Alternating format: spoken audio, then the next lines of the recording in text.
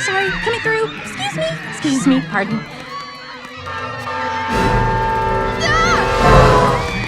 All right, so the movie's fantastic. Thank Saw you. it last Thank you, night, Juan. But wanted to talk to you because your actors mentioned how much the material was reworked, and it's a 3-year process. It is. So I was wondering, when did the line between the fantastic world that you get in this movie, and then you combine the buddy cop aspect, and then on top of that, great messages for family. I mean, it's like it is really mind blowing. So talk about the process of finding that line that throughout the movie. It does evolve. I think, Rich and I work in one of the most amazing creative environments that exists in the world today. The studio is very much a community of filmmakers that we all, even though we don't work directly on every film, we care deeply about the success of each story. So Rich and I are as concerned about the success of Frozen or Big Hero 6 as we are about Zootopia or Wreck-It Ralph, and we're always in there helping each other. And the reason they evolve so much is because we're intensely hard on the stories, and we beat them up a lot. We're very supportive of each other, but we show no mercy, I think, until everyone feels like the movie is as strong as it can be. And so we throw a lot of stuff out. So obviously, speaking of beating up, there's that Frozen joke, and I know you have the same producer.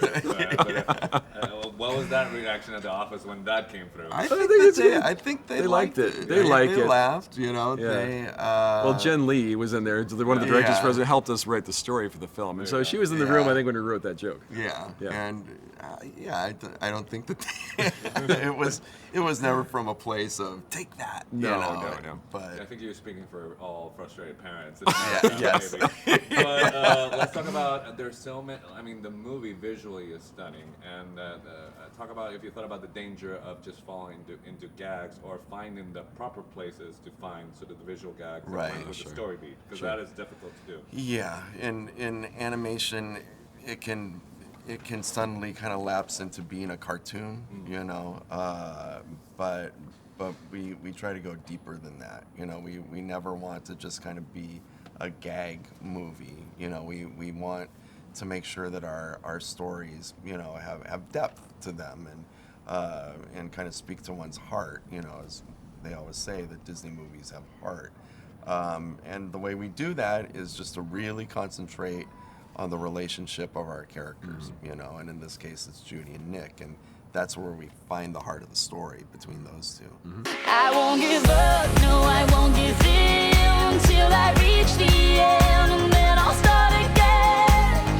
No, I won't leave. I wanna try everything. I wanna try even though I could fail. So obviously in our market, Shakira and having the song is going to go over really, really well. Yeah. Talk to me about the day you had to go over to the animators. You know what? We have a note from Shakira. The hips can't lie. They have to be bigger. Yeah. So how was that? It's great that she had a note about the hips. That was that just fits perfectly. I love that. It's so great. Well, it's working with her though. Oh, well, she is amazing.